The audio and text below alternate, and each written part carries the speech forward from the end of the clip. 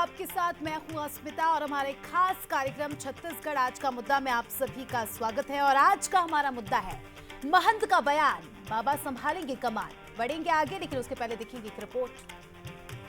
हम साथ रहेंगे, महाराज की अगुवाई में चुनाव लड़ेंगे। निश्चित रूप से हमारी सरकार बनेगी, कांग्रेस की सरकार बनेगी, प्रदेश में फिर कांग्रेस की सरकार। छत्तीसगढ़ में नेता प्रतिपक्ष और कांग्रेस के बड़े नेताओं में से एक चरणदास महंत के इस बयान के बाद कांग्रेस की अंदरूनी सियासत फिर सतह पर आ गई है। महंत शायद ये बताना चाहते हैं कि कांग्रेस को अब वैतरणी बाबा ही पार करा सकते हैं। शायद कांग्रेस ये जान चुकी है कि 2028 में सत्ता में वापसी करनी है तो टीएस सिंहदेव को कप्तान बनाना जरूरी है। महंत ने इसी ओर इशारा करते हुए बाबा के नेतृत्व में अगला चुनाव लड़ने की बात कही। आइए आपको बताते हैं कि कांग्रेस के लिए बाबा क्यों है जरूरी। कांग्रेस के लिए बाबा क्यों जरूरी। 2018 में कांग्रेस सरकार बनाने के लिए अहम किरदार, सभी वर्गों को ध्यान में रखकर बनाया था घोषणा पत्र, प्रबंधन मशीनरी का जिम्मा संभाला और जीत दिलाई। सरगुजा और बस्तर में प्रभावशाली नेता, दोनों संभागों में विधानसभा की 26 सीटें। बाबा की नाराजगी के चलते सरगुजा में नहीं खुला खाता। बस्तर में 12 सीटों में से महज 4 सीटें जीती कांग्रेस। 2.5 साल के फॉर्मूले ने पहुंचाया था नुकसान। अब 2028 से पहले कांग्रेस बाबा को बना सकती है कप्तान। विधानसभा चुनाव 2023 में कांग्रेस की हार का सबसे बड़ा कारण टीएस सिंहदेव की नाराजगी को माना जाता है। उनके नेतृत्व में कांग्रेस जीत की राह तलाश सकती थी। हालांकि महंत के बयान पर बाबा समेत कांग्रेस नेताओं ने सफाई दी। महंत जी ने जिस बात को कहा, उन्होंने कहा कि अलग अलग क्षेत्र से जैसे हम लोगों ने 2018 में मिल के काम किया था, सबकी अगुवाई में किया था, टीएस बाबा की भी अगुवाई में किया था, महंत जी की भी अगुवाई में किया था, भूपेश जी की भी अगुवाई में किया था, सबके नेतृत्व में हमने मिल के किया था। तो टीएस बाबा का जो उन्होंने नाम लिया है उसी संदर्भ में लिया है। मिल के हम लोग चुनाव लड़ेंगे और कांग्रेस की सरकार दोबारा स्थापित करने के लिए पहल करेंगे। लेकिन मैं ये कहूँगा कि ये सारी चीज़ें हाई कमान के द्वारा तय होती है और हाई कमान का जैसा आदेश होता है वैसा हम लोग काम करते हैं। इस विषय में भी अभी विधानसभा के चुनाव बहुत समय बाकी है और हाई कमान का जो आदेश आएगा उसके अनुसार काम करेंगे हम लोग। कांग्रेस में बदलाव को लेकर जरा सी हवा चली तो बीजेपी ने आग में घी डालने का काम शुरू कर दिया। डिप्टी सीएम अरुण साव ने कांग्रेस पर टीएस सिंहदेव को 5 साल धोखा देने के आरोप मढ़े। देखिए, 5 साल टीएस बाबा को पता नहीं धोखा दिया कांग्रेस पार्टी ने कि क्या किया। एक तो कांग्रेस के नेताओं के किस नेता के बात पर भरोसा करेंगे। राहुल गांधी की बात थी 2.5 साल वाली, ये किसकी बात थी। देखिए, वास्तविकता ये है कि कांग्रेस के नेताओं के बात पर न तो कांग्रेस के नेता भरोसा कर रहे हैं, न जनता भरोसा कर रही है। ये केवल और केवल कांग्रेस नेताओं के बीच जो झगड़ा चल रहा है उसी का नतीजा है।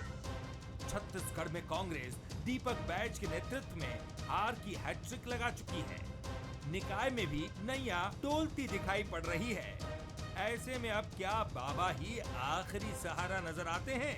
हालांकि महंत के बयान के कई मायने निकाले जा रहे हैं, पर अगर टीएस सिंहदेव को जिम्मेदारी मिली तो क्या वो कांग्रेस की काया पलटकर सत्ता का सिंहासन दिला पाएंगे, ये बड़ा सवाल है। तो रिपोर्ट देखिए आपने, और इस मुद्दे को लेकर बंसल न्यूज के कुछ सुलगते सवाल भी हैं जिनका जवाब देने की कोशिश करेंगे। सबसे पहले एक नजर सवालों पर। सवाल नंबर 1, क्या टीएस सिंहदेव 2028 के लिए कांग्रेस का चेहरा हो सकते हैं? सवाल नंबर 2, क्या विधानसभा चुनाव में कांग्रेस की हार के पीछे बाबा की नाराजगी थी? सवाल नंबर 3, कांग्रेस ने बाबा को 5 साल धोखा दिया। बीजेपी के इस आरोप में कितनी सच्चाई है? ये वो सवाल है जिनके इर्द गिर्द हम चर्चा करेंगे आज के हमारे कुछ खास मेहमानों के साथ। और कुछ खास मेहमान हैं, उनका सबसे पहले परिचय करा देते हैं। उमेश खोरमोड़े जी, वरिष्ठ प्रवक्ता है बीजेपी से हमारे साथ जुड़ चुके हैं अमरजीत चावला जी, पूर्व प्रदेश महामंत्री कांग्रेस के हैं, हमारे साथ जुड़ चुके हैं। और वरिष्ठ पत्रकार अनिल द्विवेदी जी भी कुछ देर में हमारे साथ जुड़ जाएंगे। सभी मेहमानों का स्वागत है बंसल न्यूज में। और आदित्य नामदेव जी हमारे स्टेट एडिटर भी फोन लाइन पर जुड़ चुके हैं हमारे साथ। सबसे पहले आदित्य जी आपके पास आऊंगे। आदित्य जी, चुनाव प्रचार के बीच चरणदास महंत का ये बयान, जिसमें उन्होंने टीएस सिंहदेव की इंपॉर्टेंस को बताया है और कहा है उनके नेतृत्व में हम जीतेंगे, कैसे देखते हैं सर इसे, क्या मायने? बिल्कुल, देखिए अस्मिता जी, 2018 से 2023 तक अगर किसी नेता का सबसे बड़ा नुकसान किया कांग्रेस पार्टी ने तो वो टीएस सिंहदेव का किया। सबसे ज्यादा किसी का नुकसान किया तो चरणदास महंत का किया। सबसे ज्यादा किसी का नुकसान किया तो मोहन मरकाम का किया। देखिए, सरकार में जो लोग बैठे थे वो केवल अपनी चलाना चाह रहे थे और पूरी सरकार में बैठे लोगों का एक ही उद्देश्य था कि ये सब नेता कैसे चुनाव हारे। अमरजीत जी बैठे, अमरजीत जी तो सबसे ज्यादा प्रताड़ित रहे हैं जो धड़े की मैं बात कर रहा हूँ। देखिए, 2.5 साल वाली अगर आप बात किए थे, जेंटलमैन कमिटमेंट होता है। अगर कमिटमेंट आपने किया था 2.5 साल बाद उनको सत्ता सौंपने का, तो आपने उनको सत्ता क्यों नहीं सौंपी? वो 2.5 साल आपने सत्ता नहीं सौंपी, इसीलिए 5 साल बाद आपको कांग्रेस को इस प्रदेश से पद छोड़ना पड़ा। आपके सब नेता हार गए क्योंकि क्षय और मात का खेल चल रहा था। तू उसको निपटा, तू उसको निपटा। जब एक दूसरे के निपटाने पे अगर पूरी पार्टी लग जाएगी तो फिर कैसे जीतेंगे? बाबा ही वो शख्स थे जिसने घोषणा पत्र बनाया था। बाबा ही वो शख्स थे जिनके घोषणा पत्र पर विश्वास करके 2018 में कांग्रेस को इतनी मेजोरिटी मिली थी कि उपचुनाव के बाद 71 का मैंडेट कांग्रेस का हो गया। अब देखिए, 2.5 साल वाला जो प्रोसीजर चला उसके चलते कांग्रेस अब 35 सीटों पर आ गई है। तो जिम्मेदार तो निश्चित तौर पर जो मुखिया थे वो थे पिछली सरकार में। अब अगर बाबा को सामने ला रही पार्टी तो कहीं ना कहीं कंपनसेट भी कर रही है। और दूसरी बड़ी बात, पार्टी भी ये जानती है अस्मिता जी की छत्तीसगढ़ में कांग्रेस पार्टी की अगर वापसी हो सकती है तो उसमें केवल एक ही नेता है जो दारोमदार निभा सकता है, वो है टीएस सिंहदेव, जिसे हम बाबा के नाम से जानते हैं। बिल्कुल सर, अमरजीत चावला जी के पास आऊंगी। अमरजीत जी, सेफ है ये मंत्र, भले ही उत्तर प्रदेश के मुख्यमंत्री योगी आदित्यनाथ ने दिया हो, लेकिन मुझे ऐसा लग रहा है कि छत्तीसगढ़ की राजनीति में खासकर कांग्रेस ने ये मंत्र अब अख्तियार कर लिया है। कांग्रेस समझ गई है कि भैया आगे चलना है, लंबा जाना है तो एक रहना होगा।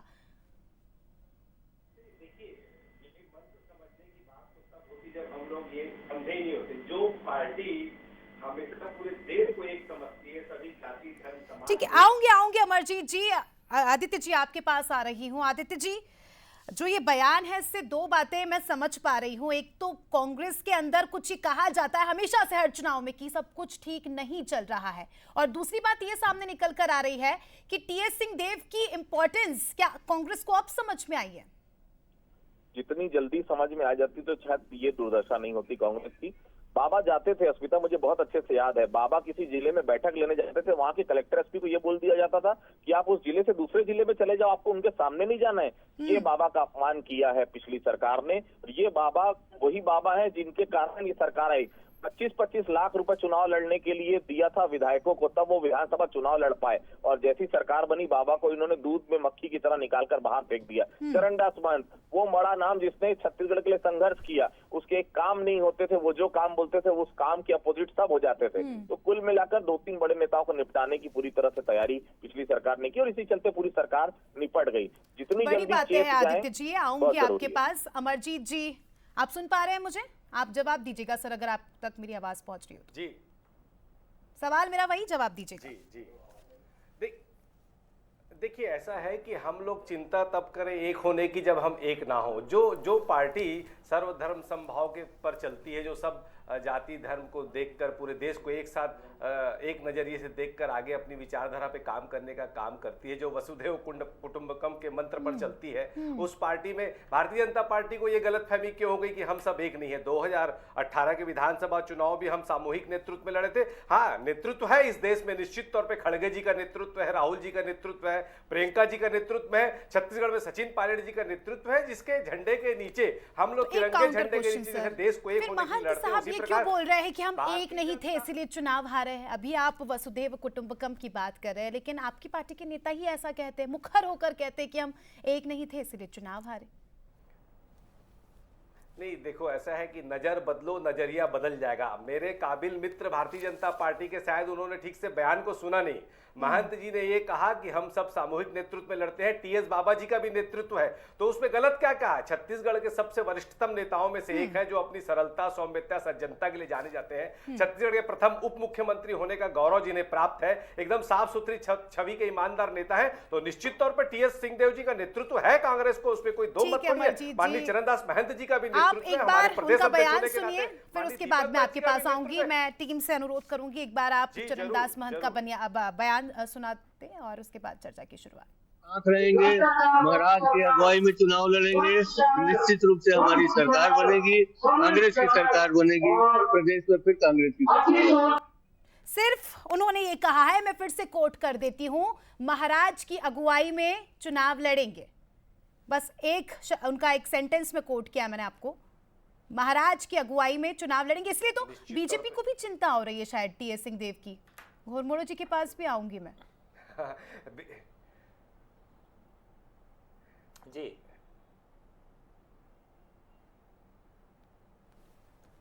अमरजीत जी, आवाज आ रही है आपको? ही मैंने बोला, उन्होंने सिर्फ ये कहा कि महाराज के नेतृत्व में चुनाव लड़ेंगे। जी बिल्कुल, तो क्या गलत कहा उन्होंने? क्या महाराज छत्तीसगढ़ में कांग्रेस के नेता नहीं है?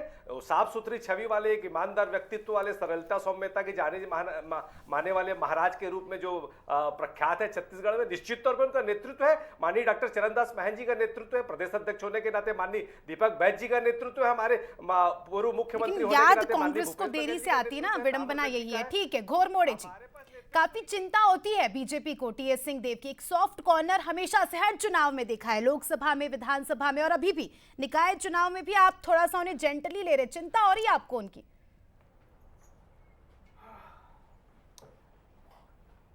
देखिए, चिंता तो कांग्रेस के नेता ही कांग्रेस की कर रहे हैं, और टीएस सिंहदेव साहब को, आदरणीय बाबा को 5 वर्षों तक मुझको लगता है कि छलने के साथ साथ, उनको धोखा देने के साथ साथ, आज फिर 5 वर्षों के बाद टीएस सिंहदेव बाबा कांग्रेस के नेताओं को याद आ रहे हैं। इसलिए उनके नेतृत्व में अगला चुनाव, जो मेरे ख्याल में 2028 में होगा, लड़ने की यहाँ पर सीधे तौर पर चरणदास महंत जी ने, जो कि नेता विपक्ष हैं, उन्होंने घोषणा कर दी है। ये अपने आप में कई सवालों को जन्म देता है। मैं चरणदास महंत जी का एक पुराना बयान भी यहाँ पर कोट करना चाहूंगा, क्योंकि अमरजीत जी ने यहाँ पर कहा कि नजर बदलिए नजरिया बदल जाएगा। टीएस चरणदास महंत साहब ने भी नजर को लेके एक बयान दिया था जब विधानसभा चुनाव के अंदर में करारी हार हुई थी। उन्होंने साफ तौर पर कहा था कि इस कदर हम यहाँ पर चुनाव हारे हैं कि कांग्रेस के बड़े नेता आपस में नजर मिलाने की स्थिति में नहीं है। वो नजर क्या अब तक नहीं मिल पाई है। और विधानसभा चुनाव के पूर्व जब कांग्रेस सरकार में थी, इस प्रदेश के अंदर में भूपेश है तो भरोसा है का नारा दिया गया था। क्या जनता के साथ साथ कांग्रेस के नेताओं ने भी इस बात का संकेत दे दिया है कि पूर्व मुख्यमंत्री भूपेश बघेल के ऊपर अब कांग्रेस के बड़े नेताओं को भी भरोसा नहीं रह गया है? और क्या ये इस बात की सफाई है या इस बात का मरहम लगाने का प्रयास किया जा रहा है कि 2.5 साल के फार्मूले के तहत टीएस सिंहदेव साहब को लगातार छला गया, ठगा गया, और अभी कांग्रेस के प्रवक्ता अमरजीत जी कह रहे थे कि टीएस सिंहदेव साहब के पास उप मुख्यमंत्री होने का गौरव है। क्या उनको इस बात का मलाल नहीं है कि वो 2.5 साल तक मुख्यमंत्री हो सकते थे? क्या उनको इस बात का मलाल नहीं है कि उन्होंने घोषणा पत्र से लेकर के तमाम स्तरों पर अपनी महत्वपूर्ण भूमिका निभाई? बहुत टेंशन रहती है। देखिए, टीएस सिंहदेव साहब छत्तीसगढ़ के वरिष्ठ नेता हैं और निश्चित तौर पर कांग्रेस के तमाम नेता उनकी चिंता कर रहे हैं। अब चरणदास महंत जी भी चिंता कर रहे हैं। अगर मैं बात करूं 2018 की, तो चरणदास महंत जी भी मुख्यमंत्री के कतार में लाइन में थे, आदरणीय साहू जी भी लाइन में थे, टीएस सिंहदेव साहब भी लाइन में थे, और किस प्रकार से वहां पर निर्णय हुआ, किस प्रकार से भिलाई दुर्ग के अंदर में फटाके भी फूट गए और किस प्रकार की स्थिति बनी, और अंत में 2.5 साल का फार्मूला निकल करके आया। तो हमारे साथ वरिष्ठ पत्रकार डॉक्टर अनिल द्विवेदी जी भी जुड़ चुके हैं, उनसे थोड़ा सा समझते हैं कि क्या मायने निकाले जा रहे हैं इस बयान के। अनिल जी, बीच चुनाव प्रचार के बीच महंत साहब ये कहते हैं कि टीएस सिंहदेव के नेतृत्व में हम अच्छे से चुनाव लड़ेंगे और निश्चित ही जीतेंगे। ये बयान कोई छोटा मोटा बयान नहीं है, ये बहुत कुछ बताता है, बहुत सारी चीजें फ्यूचर को लेकर भी बताता है। कैसे देखते हैं आप? बिल्कुल, कांग्रेस का बयान, कांग्रेस के नेता के वरिष्ठ नेता हैं चरणदास महंत जी, और उन्होंने यदि ये बयान दिया है तो निश्चित तौर पर इसके बहुत सारे नेतार्थ होंगे। देखिए, टीएस सिंहदेव जी की बात की जा रही है, वो पूर्व उप मुख्यमंत्री रह चुके हैं और बड़े वरिष्ठ मंत्री रहे हैं, इतने साल से कांग्रेस की पॉलिटिक्स करते रहे हैं, सरगुजा के महाराजा भी कहे जाते हैं। लेकिन उम्र का भी कोई फर्क, मुझे लगता है उम्र भी हो रही है उनकी, और चुनाव तो 4 साल बाद होने हैं। राजनीति में तो वर्तमान ज्यादा महत्व रहता है और भविष्य में क्या होगा ये तो पल पल में चीजें बदल जाती हैं। और टीएस सिंहदेव वरिष्ठ नेता जरूर है, उनका अपना अनुभव है, उनकी अपनी पकड़ है। अभी उनको उड़ीसा और कई राज्यों का प्रभारी भी बनाया गया था, और ऐसा लग रहा था कि 4-5 साल तक जब भूपेश बघेल सरकार रही तो लगा कि टीएस सिंहदेव मुख्यमंत्री बनेंगे, लेकिन वो 2.5 साल वाला कार्य वाला मामला सफल नहीं हो सका। लेकिन इसके दूसरे पहलू भी है। दरअसल डॉक्टर चरणदास महंत खुद भी एक वरिष्ठ नेता है, वो केंद्रीय राज्य मंत्री रह चुके हैं, वो नेता प्रतिपक्ष रह चुके हैं, विधानसभा उपाध्यक्ष रह चुके, अध्यक्ष रह चुके हैं, दिग्विजय सरकार में गृह मंत्री थे, खुद इतने वरिष्ठ नेता हैं। और उनकी पत्नी आप देखिए कि नरेंद्र मोदी की बहुत ज्यादा लहर के बाद भी वो कोरबा से लगातार दूसरी बार सांसद चुनी गई। तो चरणदास महंत का भी अपना एक जनाधार है। तो सवाल है कि अगर टीएस सिंहदेव हो सकते हैं तो चरणदास महंत क्यों नहीं हो सकते। और इन सारे नेताओं के समक्ष एक बात तो समान रूप से है कि उम्र बहुत आड़े आ सकती है। 4 साल के बाद चुनाव होंगे, बीजेपी तो माहिर है रिपीट होने में। 15 साल रमन सरकार रह ली और विष्णुदेव सरकार अभी काम कर रही है और बहुत अच्छा काम कर रही है। विधानसभा चुनाव में जीती, लोकसभा चुनाव में जीती, विधानसभा उपचुनाव जीती है। तो इस बात का कोई भविष्य नहीं आंका जा सकता है कि 5 साल बाद बीजेपी को मौका नहीं मिलेगा। शाही के नेतृत्व में हो सकता है इतना अच्छा काम करे बीजेपी कि उन्हें दोबारा मौका मिल जाए। तो ये सब कुछ बातें हवा में है, भविष्य की बात है। महंत ने जरूर ये बात यदि कही है टीएस सिंहदेव को लेकर के, जरूर कोई उनके पीछे कुछ होगा। बिल्कुल अनिल जी, और यहाँ पर मेरे जहन में एक सवाल ये भी आ रहा है कि आखिर एंड वक्त पर ही क्यों? विधानसभा का भी हम उदाहरण ले, कुछ महीने पहले उन्हें डिप्टी सीएम बना दिया जाता है, अभी चुनाव होने हैं, नगरीय निकाय चुनाव होने कुछ दिन शेष है, गिनती के दिन शेष है, उसके पहले उन्हें इतनी इंपॉर्टेंस दी जाती है। चावला साहब समझाइए, ऐसा क्यों? आग लगती है, चुनाव आते हैं, तभी आप कुआं खोदते हैं। नहीं, देखिए, मैं आपके संकेत को मैं समझ रहा हूं और मैं उसी संकेत का विश्लेषण थोड़ा सा और आगे कर देता हूं। नगरीय निकाय चुनाव चल रहे हैं, अभी तो ये हाल है कि नेतृत्व का बड़ा प्रॉब्लम है कांग्रेस में। अभी रायपुर की बात करें, रायपुर में चुनाव चल रहे हैं और वर्तमान महापौर एजाज ढेबर का कहीं भी फोटो नहीं लग रहा है। तो नेतृत्व को लेकर के कांग्रेस में एक भ्रम की स्थिति हो सकती है। हालांकि भूपेश बघेल पूर्व मुख्यमंत्री हैं और उन्होंने जिस तरीके से सरकार चलाई, और निश्चित तौर पर आज यदि 35-36 सीटों पर कांग्रेस है, जिसको एक गरिमामय सीट मानी जा सकती है, तो भूपेश बघेल की कमाल। ठीक है द्विवेदी जी, चावला जी से कमेंट कर लेते हैं इस पर। इसी पॉइंट पर कमेंट चाहूंगी। चावला जी, आखिर ऐसा क्यों? सीनियर लीडर्स, कितने सीनियर लीडर है वो, इतना उनका कद है, राजा जी कहते हैं, उन्हें आप एंड टाइम पे क्यों याद करते हैं? देखिए अस्मिता जी, एक्चुअल में असल क्या है कि भारतीय जनता पार्टी बहुत घबराई हुई और बहुत डरी हुई है। 13 महीने में इनके विकास के नाम से 1 रुपए का भी कोई काम हुआ नहीं है। आपसी गुटबाजी बढ़ गई है। अरुण साहू जी के नेतृत्व में भारतीय जनता पार्टी ने चुनाव लड़ा, जब सरकार बनी तो उनको मुख्यमंत्री बनाने के बजाय उनको धोखा दे दिया, उप मुख्यमंत्री नहीं। मेरी बात अस्मिता जी सुन लीजिए, पुन्नूलाल महिला जी को धोखा दिया, अजय चंद्राकर को धोखा दिया, ब्रिजमोहन को धोखा दिया, रेणुका सिंह जी को केंद्रीय मंत्री थी बिचारी को बुला लिया मुख्यमंत्री कैंडिडेट पर, उनको धोखा दिया, लता हुसैन को धोखा दिया। तो धोखा तो ये लोग देते अपने नेताओं को। हमारे पास तो नेतृत्व की कमी नहीं है। निश्चित तौर पर टीएस सिंहदेव जी प्रदेश का सशक्त नेतृत्व कर रहे हैं, माननीय महंत जी कर रहे हैं, बैज जी कर रहे हैं, भूपेश जी कर रहे हैं। हमारे पास नेतृत्व की कमी थोड़ी है। पर जैसे कि हम जिस विचारधारा को लेकर चलते हैं, तो हमारा हाईकमान, हमारा नेतृत्व और हमारा विधायक दल तय करता है कि मुख्यमंत्री कौन होगा, उसकी चिंता ना करें। ये तो अगर इनको चिंता है, ये अभी इस्तीफा दे दे, माननीय टीएस सिंहदेव जी को मुख्यमंत्री बनाने को मना कर रहा है। हम तो चाहते ही है कि प्रदेश का विकास हो और बाबा साहब जैसे सशक्त नेतृत्व में हो। कोई दिक्कत थोड़ी बीजेपी के लिए डरी हुई है बीजेपी? देखिए कहीं कोई चैलेंज नहीं है, पहले ये आपस के गुत्थम गुत्था से तो निकल लें। अभी तो 4 साल बहुत दूर है। ये नेतृत्व इतने सारे गिना रहे हैं, अभी नगरीय निकाय का चुनाव है, अभी इनके पास नेतृत्व का टोटा है। नहीं, दीपक भाई जी के नेतृत्व में लड़ रहे हैं, महन जी के नेतृत्व में लड़ रहे हैं। अच्छा, मतलब दीपक बैस के नेतृत्व में आप लोग प्रत्याशी तक घोषित नहीं कर पाए। देखिए, हमारा प्रदेश अध्यक्ष ही हमारा नेतृत्व होता है, तो हम अपने माननीय प्रदेश अध्यक्ष जी के नेतृत्व में लड़ रहे हैं। बड़ा गजब नेतृत्व है इनका, शायद इसीलिए टीएस सिंहदेव साहब का नाम यहाँ पर लिया जा रहा है। और आप मुझसे लगातार चिंता की बात पूछ रही थी, मुझको चिंता तो अब पूर्व मुख्यमंत्री भूपेश बघेल की होने लग गई है।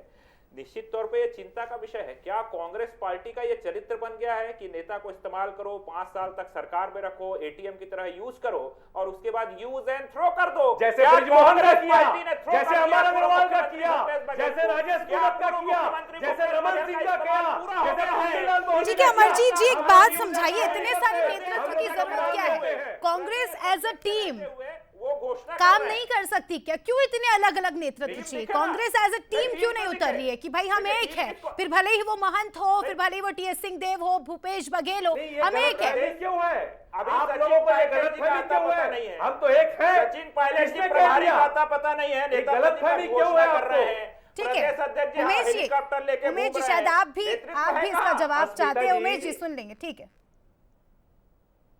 क्यों इतने अलग अलग नेतृत्व चाहिए? अस्मिता जी असल में क्या है, मैं बता रहा हूं, अस्मिता जी असल में क्या है, भारतीय जनता पार्टी को सोते जागते उठते बैठते सपने में भी कांग्रेस का डर और भय सताता है। इनको ये लगता है कि एक बार धोखे से तो हम आ गए, पर 13 महीने में छत्तीसगढ़ की जो हालत की है, जो लायन ऑर्डर खराब किया है, जो भ्रष्टाचार है, घबराए हुए। ठीक है, एक एक करके उमेश जी, चावला जी, मेरा आपसे अनुरोध है, डिबेट की गरिमा हम बनाए रखेंगे और एक एक करके हम बात करेंगे क्योंकि इससे किसी को समझ में नहीं आने वाला है।